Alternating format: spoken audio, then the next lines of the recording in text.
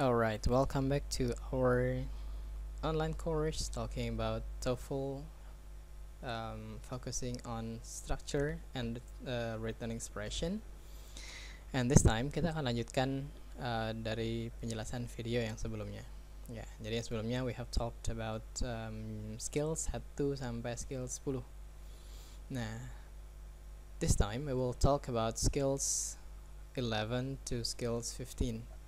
Ya, jadi skill ini sekilas secara sederhana fokusnya kepada hubungan antara subject and verb. Ya, remember skill 1 harus ada subject dan verb. Nah, kali ini kita akan fokus pada hubungan subject dan verb plus conjunction nanti. Maksudnya hubungan subject dan verb. Oke, let's check this out. Nah, jadi kalau dalam bahasa Inggris itu it's a bit different from bahasa Indonesia.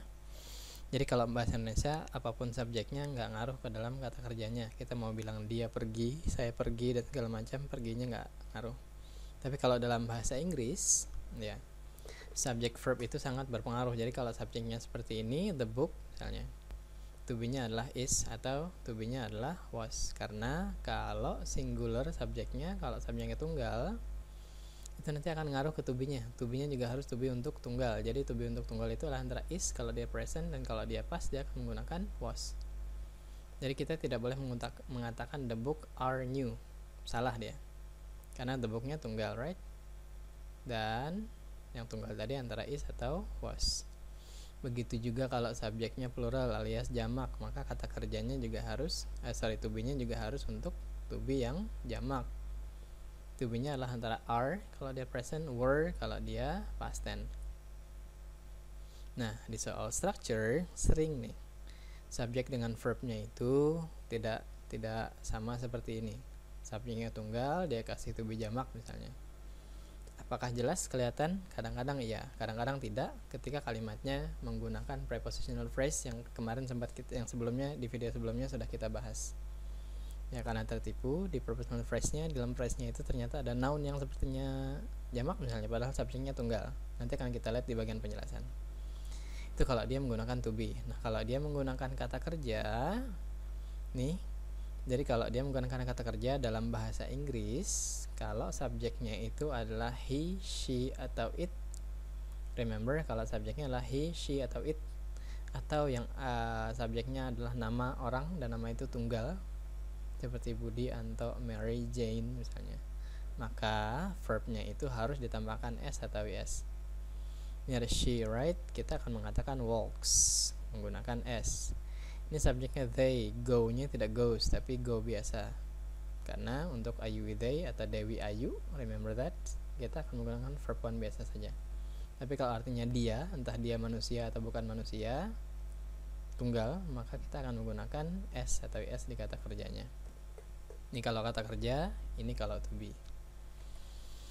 Let's go. Nah, di sini ada kata prepositional phrase. Remember, prepositional phrase, the function is only for distraction. Gunanya hanya untuk membuat jawabannya salah. Ini contohnya. The dog kan tunggal nih, barks, maka kita memerlukan s. Remember, kalau subjeknya tunggal tadi dia, it, maka kita akan menggunakan s. The dog barks at night. Tapi kalau subjeknya jamak, maka tidak ada di apa-apa. The dogs bark at night. Nih, kalau bersebelahan subjek verbnya gampang. Nah, kadang-kadang kalau di soal TOEFL dia akan sisipkan nih prepositional phrase. The door, ini kan subjek aslinya nih. Lalu ada prepositional phrase to the rooms. Door-nya tunggal, rooms-nya jamak. Kalau kita tidak menggunakan cara yang tadi, kita akan mengatakan ini benar. Padahal ini salah. Karena subjeknya tunggal, seharusnya di sini menggunakan is. Kenapa dia tuliskan are di sini? Karena berdekatan dengan ini. Padahal remember kalau kita punya prepositional phrase, ini preposition, paketannya yang kita lakukan adalah hapus. Karena ini hanya untuk mengecoh saja. Jadi remember in any sentence kalau you ketemu ada prepositional phrase, paketannya itu hapus saja, karena itu akan membuat bingung mana subjek aslinya, mana yang bukan, sehingga jawaban ininya nanti akan salah. Ini kebalikannya, the doors, the room-nya dia bikin tunggal. To the room, to is preposition. Ini harusnya dihapus saja sehingga kita akan tahu bahwa ini salah. The doors is seharusnya the doors are. That's it. Ini gunanya yang prepositional phrase tadi untuk bikin bingung. Oke, nih the subject tunggal, right, of the lecturers jamak, tapi dia menggunakan was untuk tunggal dan dia reverse-nya ke sini, makanya ini benar. The supplies jamak, right, for the camping trip. Camping tripnya kan tunggal nih, nggak ada s. Kalau tunggal kan harusnya pakai s di sininya. Ya, kalau subjeknya tunggal, maka verbnya pakai s. Tapi kita tidak bicara ini, kita bicaranya yang di depan sini. Ini preposition. Prepositional phrase hapus, sehingga kita tahu bahwa ini salah. Silakan coba dengan bagian bawahnya. Oke. Nah, yang selanjutnya ada yang namanya quantity, expressions of quantity, penanda jumlah. Ya, penanda jumlah. Di sini ada kata most, sebagian besar, berarti jamak ya. Tapi kenapa dia pakai were di sini was, tapi ini semuanya betul, ini was. Nah, jadi ada beberapa kumpulan kata quantity, ada beberapa kata expressions of quantity yang kita lihat bukan dari expressionnya ini. Ini kan most artinya sebagian besar ya. Jadi ada beberapa expression of quantity yang dia punya preposition of seperti ini. Jadi kita punya all of, most of, some of. Jadi kalau kita ketemu tiga kata ini, nanti ada listnya di belakang. Ini dia. Jadi ada kata all of the, most of the, some of the, half of the, part of the. Kalau kita punya expressions of quantity ini tapi ada kata of-nya di sini, maka jangan lihat ininya, tapi lihat apa yang di belakang sininya. Ya, jadi apa yang ada di belakang sininya itu nanti yang harus kita sesuaikan dengan verbnya. Jadi bukan yang ininya. Ya, jadi misalnya ada kata some of the flower, some banyak, right? Tapi kita tidak lihat ini of the flower, flowernya tunggal, maka verbnya to be-nya adalah is, walaupun di depannya some, karena ada kata of. Beda kalau tidak ada kata of. Jadi misalnya ada kata some flowers, maka artinya adalah beberapa bunga, maka to be-nya adalah are. Tapi kalau dia mengatakan some of the flower, ada kata of-nya, maka perhatikan apa yang muncul setelah of-nya, itu tunggal atau jamak. Nah, jadi kata-kata ini remember, tapi ada of-nya, maka perhatikan apa yang muncul setelah of-nya. Kalau tidak ada of-nya, ya pasti jamak lah. Ini kan penanda jumlahnya, jumlah banyak. Kita lihat contohnya. Half, setengah, separuh of the students, ada of tapi di sininya ada students, jamak, right? Kalau ininya jamak, maka kata kerjanya tidak ditambahkan s atau is, karena itu untuk tunggal. Makanya ini benar. Some, beberapa, tapi ada kata of. Berarti lihat yang setelah of-nya ada kata fruit, fruitnya tunggal, sehingga to be-nya seharusnya is. That's it. Jadi nanti kalau kalian ketemu ada kata all of the, most of the, some of the, half of the, part of the, perhatikan apa yang muncul setelah the-nya, baru tentukan apakah itu tunggal atau jamak. That's it.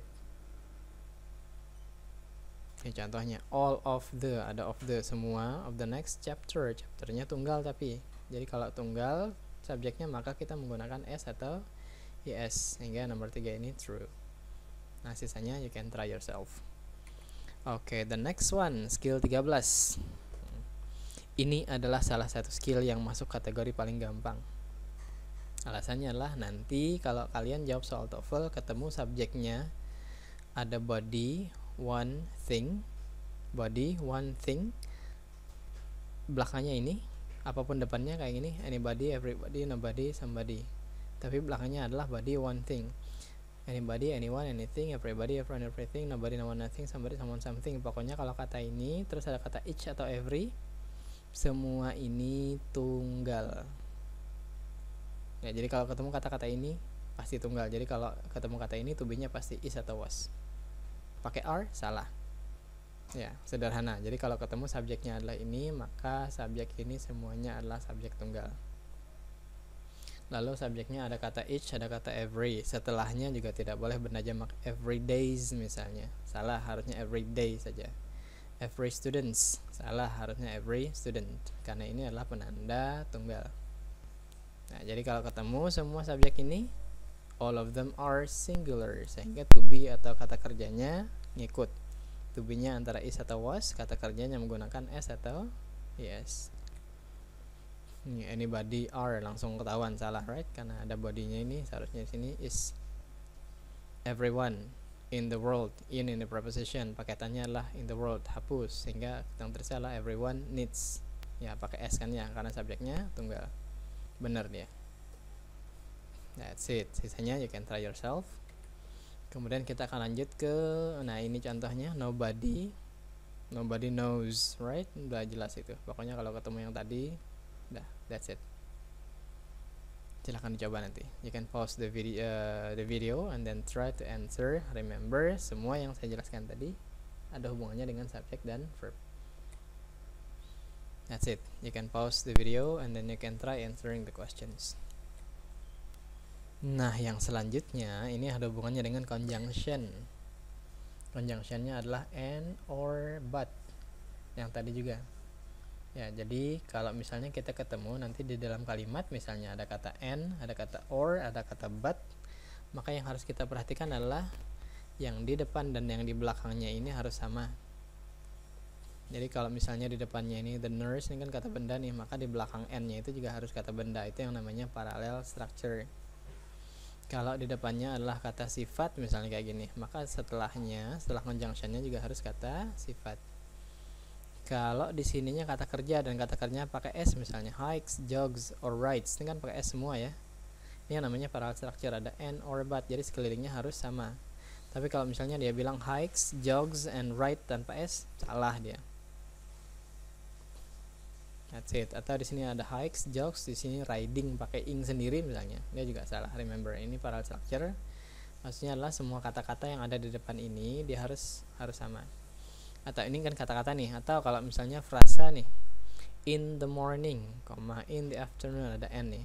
Berarti semuanya harus menggunakan preposition atau semuanya harus prepositional phrase. Yang jadi jadi standar yang mana? Langsung lihat saja yang setelah conjunctionnya ini. Kalau setelah conjunctionnya adalah kata sifat, maka lihat ke depannya itu kata sifat atau bukan. Kalau setelah conjunctionnya adalah prepositional phrase, lihat depannya itu prepositional phrase atau bukan. Di depannya ada klausa, ada because you want to do it or because you. Ini kan sama nih, because. Ada conjunction, ada connectors, subject, verb. Nah, intinya adalah kalau ketemu and, but, or dalam sebuah kalimat, maka lihat depan belakangnya. Depan belakangnya itu strukturnya harus sama. Itu yang namanya parallel structure. Sekarang kita lihat nih, ini gambarannya. Nggak peduli seberapa banyak pun barangnya yang dia satukan, selama ada ini maka harus same structure. Ini contohnya, ada the pastries, ini bilangin korek ya. The pastries in the shop are, ini ada but nih. Berarti but quite deliciously, ini kata keterangan pakai li. Expensive di depannya kata sifat, belakangnya kata keterangan. Harusnya nyambung nih depan belakang. Jadi kalau di sini kata sifat, seharusnya di sini are very expensive but quite delicious. That's it. Yang benar adalah nih or, berarti depan belakangnya harus sama. Or setelah or-nya ada preposition, right? Artinya yang di depannya on preposition, in preposition, sama dia. That's it. Intinya adalah depan belakangnya harus sama.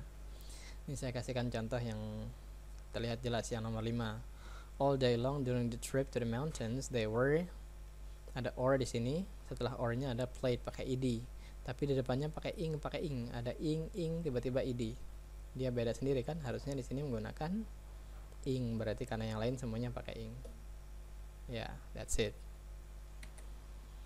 Nah, yang terakhir di video ini adalah skill 15. Jadi kalau yang sebelumnya tadi kita melihat yang di depan atau yang di belakangnya and, or, dan but, right? Kali ini ada juga conjunction selain and, or, dan but.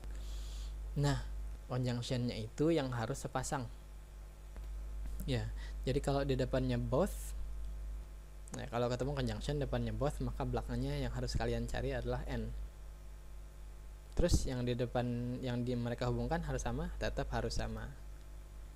Ya, tapi kali ini kalau tadi kan ada and, or, but, conjunctionnya cuma satu. Nah ini selain kata depan belakangnya harus sama, conjunctionnya juga harus sama, harus sepaket maksudnya. Jadi kalau depannya both, maka belakangnya harus and. Kalau depannya either, belakangnya harus or. Kalau eithernya pakai and, neither, maka or-nya juga harus pakai or, and menjadi nor. Neither pasangannya harus nor. Jadi kalau either pasangannya nor, salah. That's it. Lalu neither nor, not only depannya, maka belakangnya harus but also. Jadi kalau nanti kalian ketemu not only tiba-tiba di belakangnya and, salah, karena and itu pasangannya both. Nah, di soal structure dia sering menggabungkan depannya ini, misalnya temannya adalah or both bla bla bla or bla bla bla misalnya. Ya, ini contoh kalimatnya nih. The lecturers both pasangannya adalah and. Yang dia hubungkan adjective dengan adjective. Tetap sama seperti and, or, dan but tadi. Jadi strukturnya depan belakangnya harus sama. Lalu either ada or. The history exam phrase dengan the physics exam sama. Ya, aturannya tetap sama seperti tadi, harus paralel strukturnya. Bedanya adalah yang ini conjunctionnya harus sepasang. Jadi ada dua yang harus diperhatikan, depan belakangnya dan juga conjunctionnya. Ini contoh yang sama nih. They want either to play tennis or golf. Setelah either-nya ada to play tennis. Setelah or-nya langsung golf. Jadi seharusnya they want either to play tennis or to play golf. Baru dia sama. Atau ini pilihan yang kedua adalah they want to play either tennis or golf. Either or pasangannya lalu tennis dan golf sama, right? Pokoknya harus sama. Nah, ini pasangannya, kalau depannya both maka belakangnya harus and, kalau depannya either maka belakangnya harus or, neither harus, nor, not only harus, but also. Ingat, ini cuma 4 ini aja dan strukturnya harus sama. That's it. Ini contohnya number 1, he either lied or telling. Di sininya pakai id, di sininya pakai ing, kan nggak sama nih strukturnya, makanya dia bilang incorrect. Ini ada neither, ada nor, benar pakatannya, well played, well liked, sama strukturnya, sehingga dia correct. Terus saya kasihkan contohnya, he regularly studies both in the morning or in the evening. Benar, ini sama-sama pakai preposition. Sayangnya both tadi pasangannya adalah and bukan or, salah dia. That's it. Sisanya you can try yourself. Saya kasihkan contohnya. Okay. Less versatile, but ya berarti depan belakangnya harus sama. Versatile ini kata sifat, more population yang pakai ion kata benda. Ini salah dia, karena di sini kata sifat, depannya kata sifat berarti belakangnya juga harus kata sifat. Ini yang jadi jawaban. Terus di sini ada kata and. Both grammatical kata sifat, phonology kata benda, harusnya grammatical and phonological, karena di sini ada and, depan belakangnya harus sama. That's it. Nah, sisanya you can try yourself. Cari conjunctionnya, lihat yang depan belakangnya sama nggak. Ini juga you can pause the video and then you can try answering the questions. Alright, that is the end of our video this time. Good luck for studying the lesson and see you again. Ini juga you can try yourself ya. You can pause and answer. That's it. See you.